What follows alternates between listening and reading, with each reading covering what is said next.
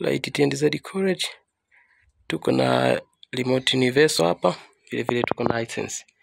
Tutatu connect remote yetu pamoja na TV zifanye kazi kwa pamoja.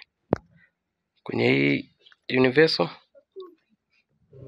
hapo kuna maelekezo yake ambayo anakuambia kama ni LG S+1, kama ni Sony ni S+2, kama ni Samsung ni S+3, kama ni Sharp ni S+4, kama ni Panasonic ni S+5, kwa zote hivyo. Kwa tutaenda kwenye license yetu hapo chini ambao ni S plus audio. S ambayo inasimama kama ni source au set kama unavyoiona hapo.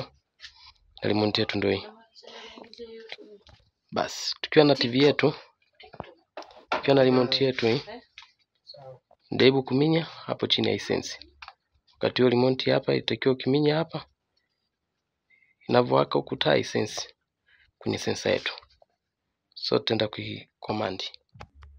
Basi tutaenda kuminya set yetu ambayo ni S plus, tukija kusoma huku ni S plus audio. Audio yetu iko hapo, tutaminya.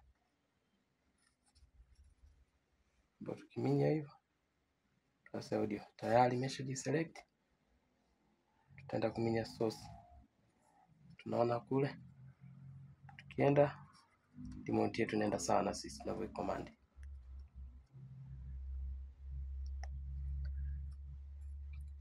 Basi kwa tukiongeza sauti inaongeza, na huku chini unaona ita ina sense.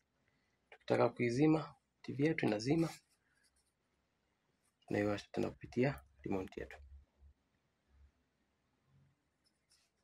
Ni simple kwa TV yoyote.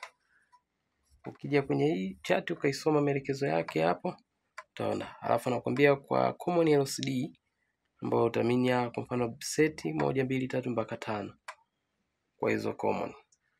Ila ukija zile TV nyingine kuna maelekezo yako chini hapo. Ukiachana na hapo unakata vile vile. Ukija zile TV zingine zote ambazo hazieleweki, na TV ziko nyingi kwa kwenye hizo brand hapo utasoma na namna ya kuziseti. Kija hizi ndo zile kubwa. Hapo chini utazikuta Orient, Sunny, Akai zote. Wanakuambia utaminya seti, utaseti ile namba. Kwa mfano ukiminya seti utaminya 014. Ni Samsung za namna tofauti. Basi ndio kwa nasi ni dlight.